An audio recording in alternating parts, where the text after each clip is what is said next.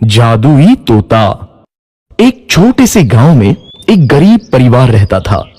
उस परिवार में रामू और उसकी बीवी सीता उसके बेटे चिंटू के साथ रहते थे। उसी गांव में एक तोता भी रहता था। उसका नाम था रघु। वो किस्मत का धनी था। जहां भी जाता वहां किसी भी चीज की कमी नहीं पड़ती थी।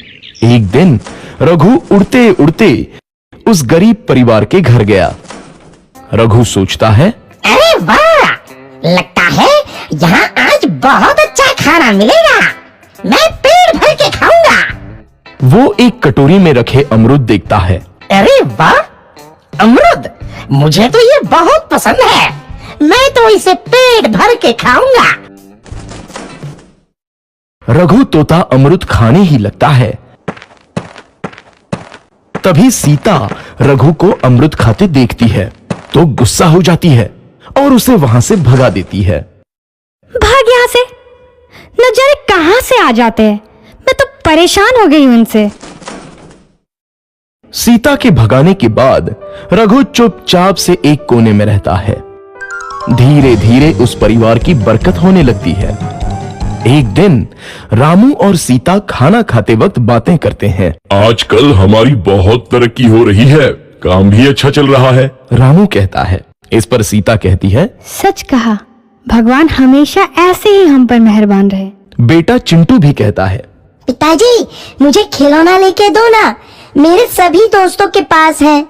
रामू कहता है, ठीक है, जरूर लाऊंगा। सीता कहती है, कितने खुश है सब, मेरे परिवार को किसी की नजर ना लगे।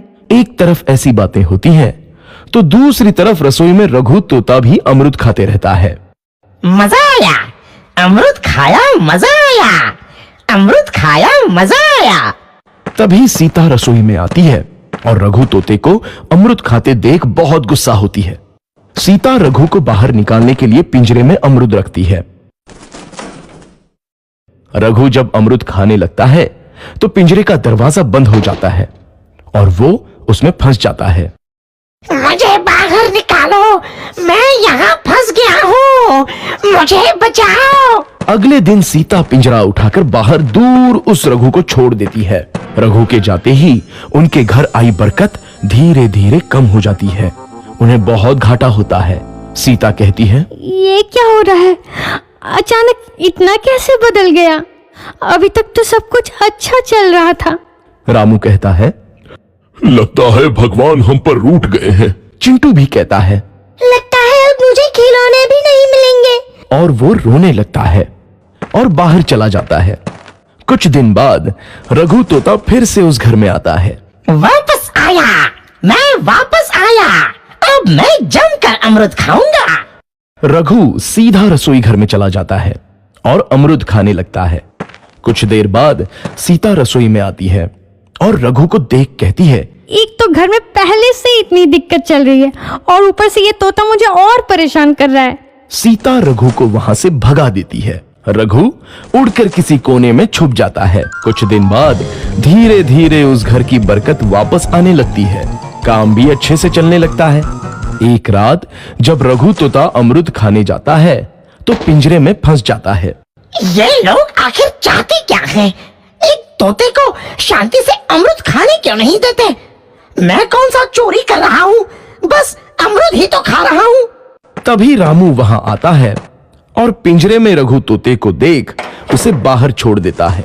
ये तोता भी कितना जिद्दी है, बार बार वापस आ जाता है। जैसे ही रामू रघु को छोड़ देता है, अगले दिन से फिर से उनके घर की बरकत जाने लगती है। काम में घाटा होता है।